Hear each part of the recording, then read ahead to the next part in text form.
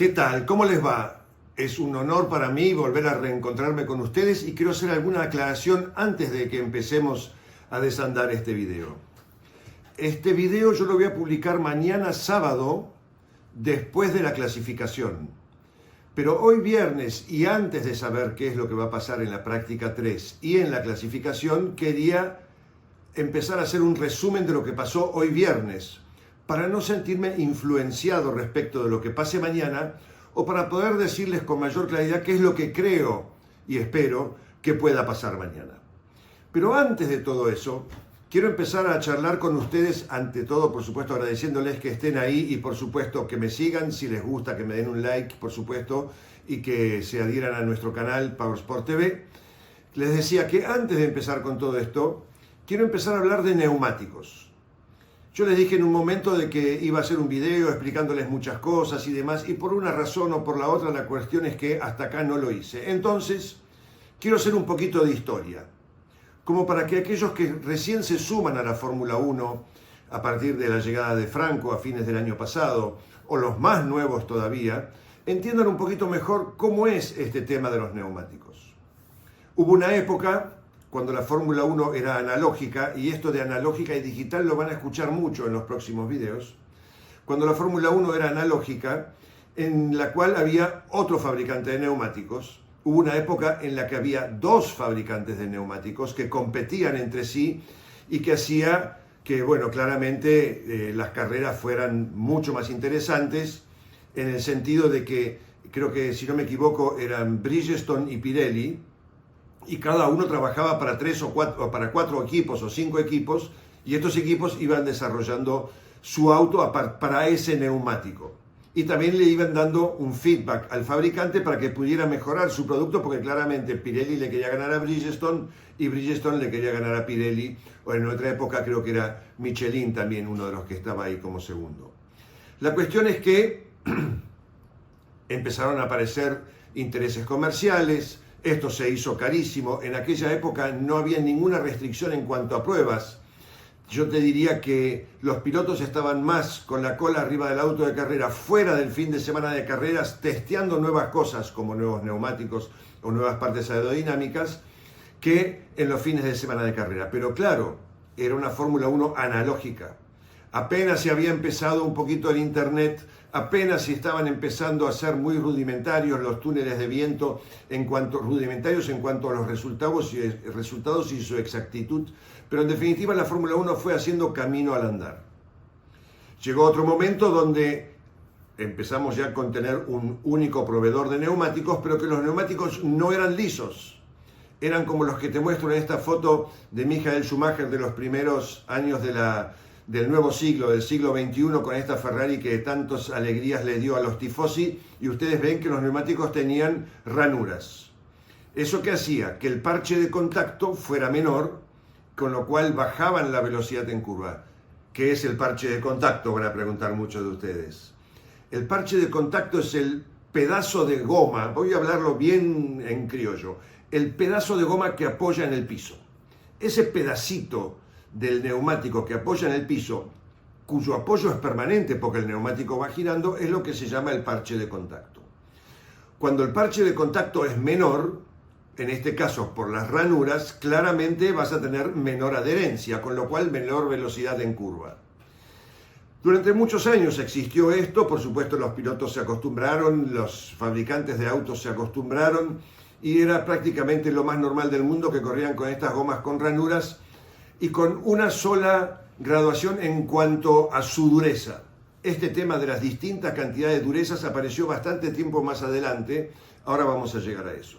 En definitiva, aclaramos el tema de parche de contacto, les conté que hubo en una época donde había más de un fabricante y competían entre sí, pero en aquella época también las pruebas y los tests entre carreras eran libres, con lo cual no había ningún tipo de restricción más allá de que el bolsillo tuyo fuera más grande o más chico, tu billetera más gorda o más flaca. Y empezó a ser proveedor único Pirelli, ya hace muchos años. Hoy tenemos, mejor dicho, hoy Pirelli ofrece 6 tipos de neumáticos que se llaman del C1 al C6. El C6 entró en esta temporada y hasta acá los equipos no están muy felices con él. Y después existen dos neumáticos para lluvia, que están identificados con los colores verde y azul. El verde es un intermedio y el azul es un full wet, es decir, para cuando la pista está poco menos que inundada y que desalojan hasta 80 litros de agua por segundo. Una locura. Eso, sumado a la aerodinámica de los autos y al piso plano más el difusor que tienen atrás, hacen que se levante un spray que el que viene atrás a 1 metro no ve nada. Pero volvamos a lo liso, porque de hecho este fin de semana no va a llover. Pirelli elige para cada circuito 3 de esos compuestos que yo les nombré recién, del C1 al C6.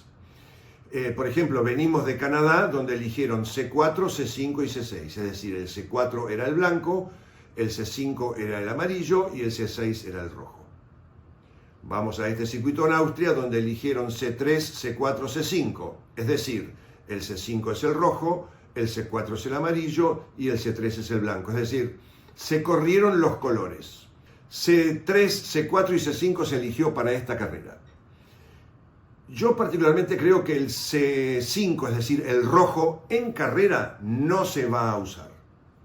El neumático no llega a durar lo suficiente, a no ser que te quieras jugar un tute y digas, bueno, me juego a largar con un rojo, que haya un safety car antes de la vuelta 10, le mando un blanco y trato de llegar al final de la carrera. Puede pasar, pero difícil que llueva. O difícil que el chancho huele, para que me entiendan mejor. Ahora, esta carrera, el año pasado fue una carrera a 2 paradas. Y la estrategia ideal que dice Pirelli que puede funcionar es amarillo, amarillo, blanco o amarillo, blanco, blanco. Depende de cómo el auto trate al neumático, de cómo el auto desgaste al neumático. Entonces, cuanto más alto sea el número del compuesto, en este caso C3, C4 o C5, más blando será. Cuanto más blando, más veloz es. Por ejemplo, en este caso, el rojo respecto al amarillo es medio segundo más veloz por vuelta que el amarillo, bien digo, y casi 7 décimas y media respecto del blanco. Pero ¿qué pasa? Su vida útil es mucho menor, es inversamente proporcional a lo blando que es y a lo más veloz que es. Con lo cual, si uno calcula que el paso por boxes, incluyendo la parada de 2 segundos y chirolitas, está en el orden de los 21 segundos, claramente no me cierra el número. Entonces tengo que dejar el rojo de lado para poder correr con el amarillo y el blanco y hacer solamente 2 paradas. Pero, ¿qué pasa con esto? 2 paradas también estaban previstas en Canadá y sin embargo, si bien muchos las hicieron, algunos se la arreglaron y llegaron al final con la lengua afuera, pero se la arreglaron con hacer una parada. Con lo cual, el tema de la estrategia te lo va cambiando también el correr de las vueltas y cómo se viene dando la carrera. En este circuito, que es tan cortito, donde en clasificación van a estar en el minuto 4 más o menos, calculo, por ahí algún loco mete un 3 alto, 3.9, pero calculo que va a estar entre el 4 y el 4.2, y en carrera van a estar en el orden del minuto 9, minuto 8. Insisto, en este circuito que es tan cortito, a menos de 70 segundos la vuelta en carrera, tenés que tratar de parar lo menos posible, porque si te descuidaste un poquito, cualquier problema que tuviste, estás una vuelta abajo. Y cuando estás una vuelta abajo, tu carrera la podés tirar a la basura porque ya no sirve para nada, fundamentalmente cuando viene la punta y te matan con las banderas azules que tenés que dejar a pasar a Dios y a la Virgen. Entonces, seguramente habrá alguno que se tire a hacer una parada. Aquellos autos que sean más benévolos con los neumáticos, como por ejemplo los McLaren. Pero también por el otro lado los McLaren tienen tanta diferencia respecto a los demás, especialmente en este circuito hoy viernes, que se pueden dar el lujo de hacer la segunda parada sabiendo que todos los demás también la van a hacer. Así que en principio hasta acá el tema de los neumáticos y sus compuestos. Siempre recuerden, cuanto más alto el número, más blando es el neumático y por supuesto también menor su duración. Ahora, respecto a los neumáticos, me quedaron algunas cosas pendientes. Pirelli da siempre una presión de inflado mínima que le puedes dar a este neumático. Y eso tiene que ver porque los equipos fueron bajando las presiones a un punto en el cual ya el neumático sufría mucho porque flexionaba a partir de la poca presión y ellos después en carrera y a partir de rodar hacían que la presión llegara al número que ellos querían. Bueno, Pirelli les dijo, señores, para esta carrera el mínimo adelante es tanto, el mínimo atrás es tanto y tienen un sensor adentro de la llanta que lo mide y lo muestra. Es decir, Pirelli lo controla o lo puede controlar por lo menos. También Pirelli les ha dado a los equipos valores máximos de comba. La comba es cuando el neumático, que teóricamente debería ser así, paralelo el uno con el otro, uno lo inclina. ¿Por qué lo inclina? Porque el auto cuando está dinámico, está andando, cuando dobla, apoya mejor el neumático en el piso si tiene comba. Claro, cuanto más comba le doy, mejor va a apoyar. Por supuesto, me va a gastar mal el neumático y también voy a tener menor velocidad final. Pero en principio los equipos se tiraban con los valores de comba a valores de comba muy altos. En general tienen más comba adelante que atrás, pero en definitiva eso también está regulado por el fabricante de los neumáticos para preservar la vida útil, porque de última en los neumáticos dice Pirelli, el que se prende fuego si se explota una goma es Pirelli, no es el equipo que le dio más comba porque se tiraron a hacer alguna puesta a punto medio estrafalaria. La comba, insisto, puede ser positiva o negativa. De la positiva ni hablemos porque no existe más que en el NASCAR. En la Fórmula 1 o en cualquier categoría la comba siempre es negativa, la parte de abajo hacia afuera. Pero también existe otro valor de alineación que es la convergencia, es decir, cuando los neumáticos teóricamente deben estar paralelos, pero uno puede cerrarlos, abrirlos o cerrar uno y el otro no tanto, y todo eso tiene que ver con la alineación y cómo el auto reacciona a eso. Pero ya nos metemos en un terreno demasiado técnico, simplemente para que sepan que existe la comba, la convergencia y divergencia, y que existe también otro valor más que se llama el avance, que se hace únicamente sobre el tren delantero. Pero eso es para que ustedes sepan y por lo menos estén familiarizados con el término. No me voy a poner a explicar esto acá porque si no, ¿saben qué? Va a durar 1 hora y media esto y cuando termine igual no van a haber entendido nada. Así que en principio ese es el tema de las gomas. Tenemos la dureza por un lado, que tiene que ver con su duración y su vida útil, pero también con su efectividad y su velocidad. Entonces uno tiene que ir armando ese rompecabezas a ver qué es lo que más me conviene. Tenemos los distintos tipos de alineación y las presiones. Ahora, en este circuito tan cortito, de menos de 70 segundos la vuelta en carrera y de menos de 65 segundos la vuelta en clasificación, o 64 por ahí, tenemos el problema que cuando yo llamo a mi piloto para que pare, yo tengo que saber más o menos a dónde va a parar. Y en un circuito tan cortito permanentemente hay tráfico, permanentemente hay autos en pista. Entonces, me puede llegar a pasar que paro a Franco, por ejemplo, y lo mando a la pista de nuevo y se encaja atrás de un Bortoleto. Y estamos en el horno. Entonces, es muy complicada la estrategia, es muy complicado encontrar el momento en el cual parar, en hacerle caso al piloto, que el piloto te dice, no tengo más goma, tengo que parar, y vos sabés que necesitas una vuelta más para poder meterlo en un lugar donde cuando salga tenga pista libre o aire limpio. En definitiva, es sumamente complicado leer esta carrera cómo va a venir. Pero lo que vamos a hacer ahora, ¿les parece? Estamos en viernes, insisto, yo todavía no sé lo que va a pasar mañana sábado, pero lo voy a agregar a este video.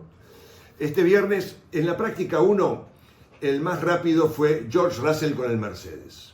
George Russell con el Mercedes hizo 1.5.542, Verstappen fue segundo y Piastri fue tercero. Y cuarto fue un asombroso Alexander Dunn.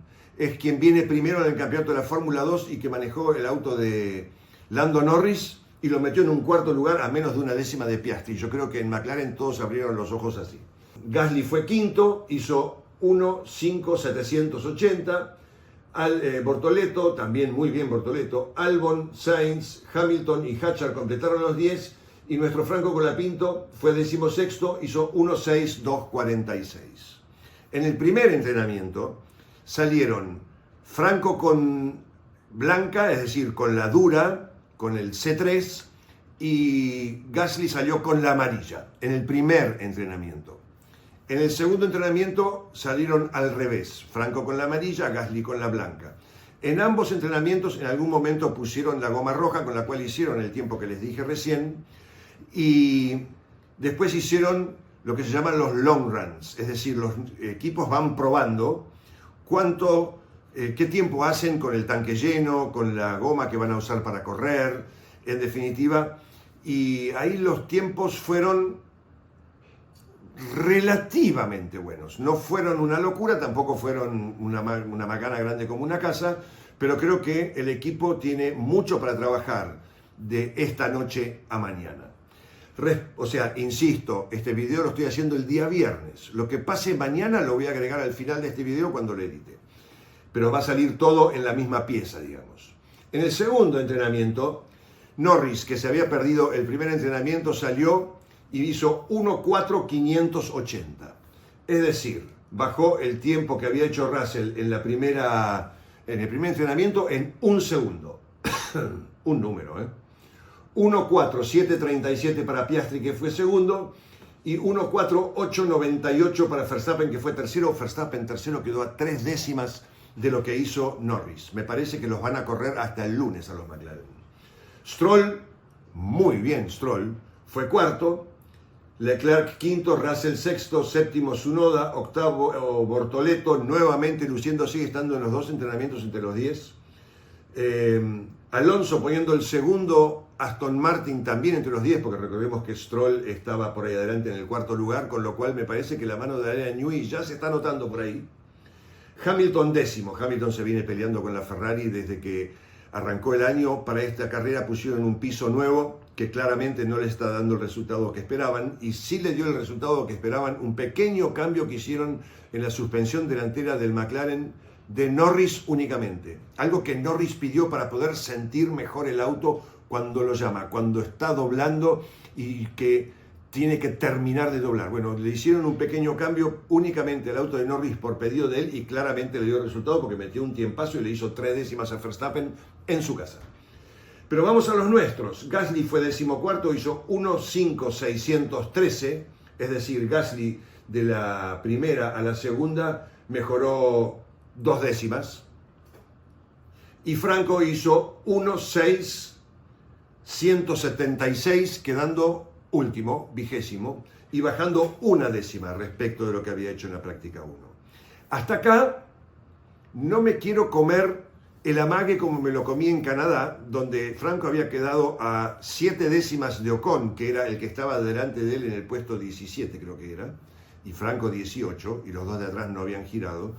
Y yo decía, mañana me parece que, a no ser que inventen la pólvora esta noche, mañana no tenemos nada que hacer, y de repente al día siguiente Franco lo metió 12º. Con lo cual,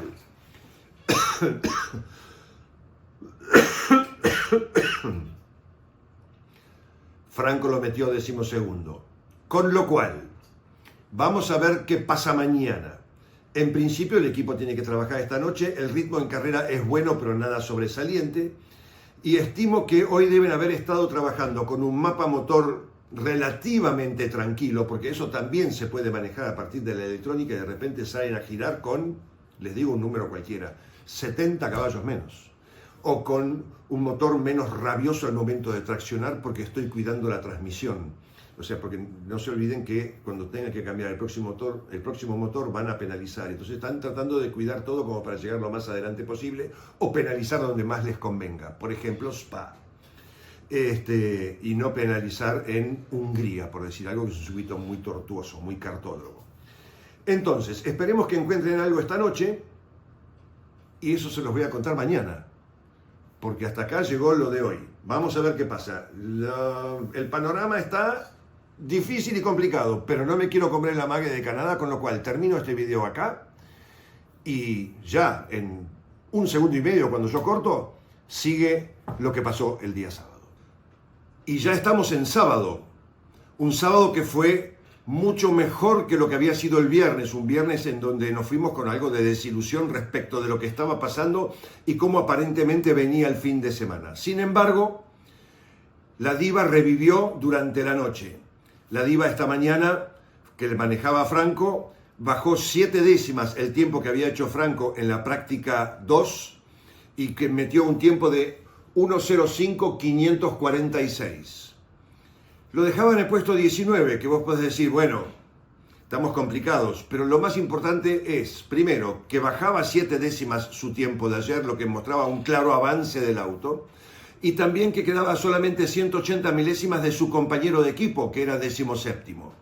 Hasta acá, en ese momento yo pensaba, bueno, no vamos a pasar la Q1, vamos a estar afuera de la Q1, los dos Alpine, los dos Haas y alguno más que tenga un poquito de mala suerte en alguna vuelta que tiene que dar. Sin embargo, llegó la clasificación y el panorama mejoró un poquito más. Hasta acá, en la práctica 3, seguía dominando tanto Lando Norris como Oscar Piastri, haciendo una diferencia importante respecto del tercero, que era Max Verstappen. Parecía que revivían las dos Ferraris, tanto Leclerc como Hamilton. Los Mercedes un poco desdibujados, tal vez por el calor, por el exceso de calor. Sabemos que al auto no le gusta, que al auto le cuesta cuando la temperatura en pista empieza a subir o es muy alta, el auto pierde rendimiento.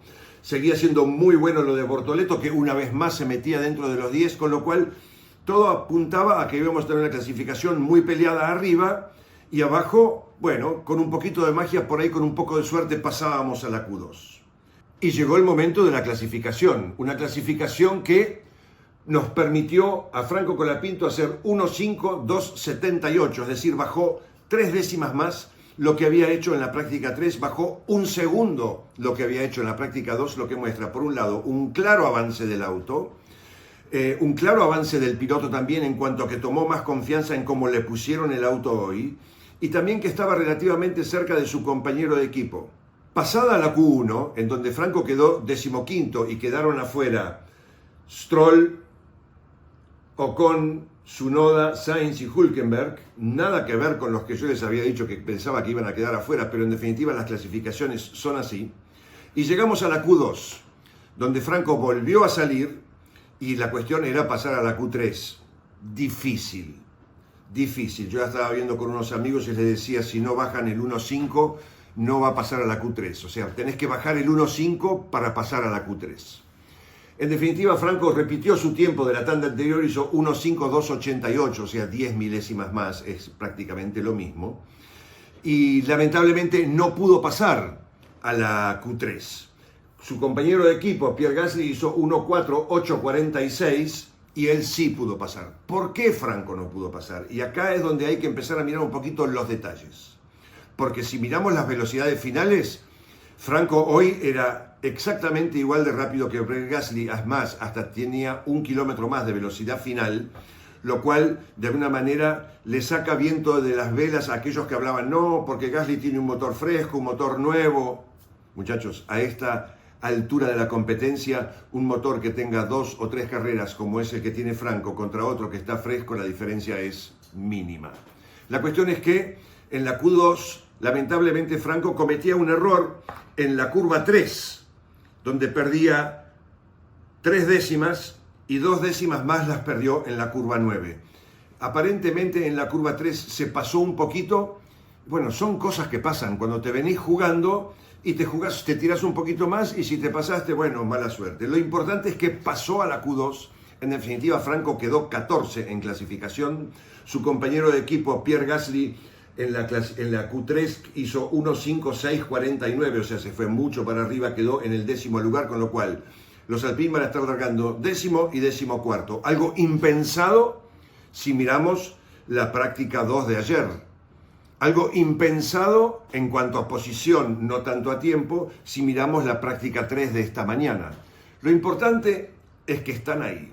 Uno 10º, el otro 14º, mañana es cuestión de correr la carrera, va a hacer más calor, van a subir las temperaturas de pista y del ambiente, lo cual va a hacer que los neumáticos sufran más.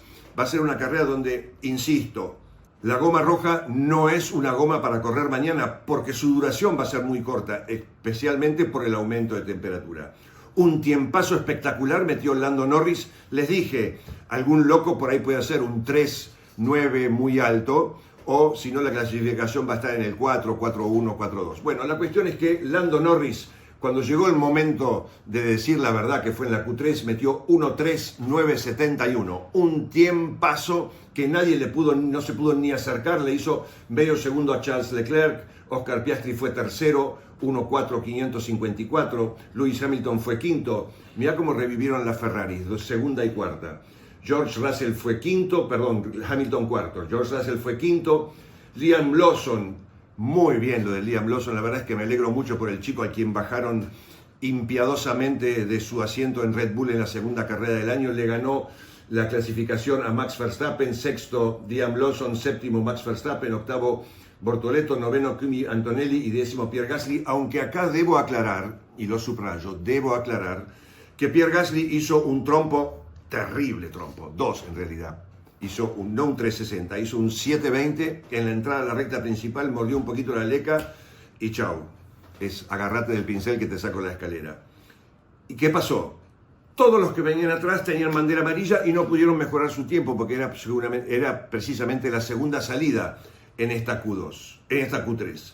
La cuestión es que Lando metió un tiempo de otra galaxia. Mañana me parece que si logra conservar la punta en la largada, se terminó la canción, pero tendremos McLaren, Ferrari en primera fila, también un McLaren y una Ferrari en segunda fila, en tercera fila un Mercedes y un Racing Bulls. Increíble lo de Liam Lawson, insisto, me alegro mucho por él, y también felicitaciones a Gabriele Bortoleto, que por primera vez se mete en la Q3 en su año de rookie, como lo hizo Franco el año pasado, y por primera vez le gana una clasificación a Nico Hülkenberg, que cometió un error en la Q1 y estará largando desde el puesto 20. Pero teniendo el oficio que él tiene, no me cabe ninguna duda de que la va a pelear. No sé si va a llegar a sumar puntos, pero no va a estar muy lejos de eso.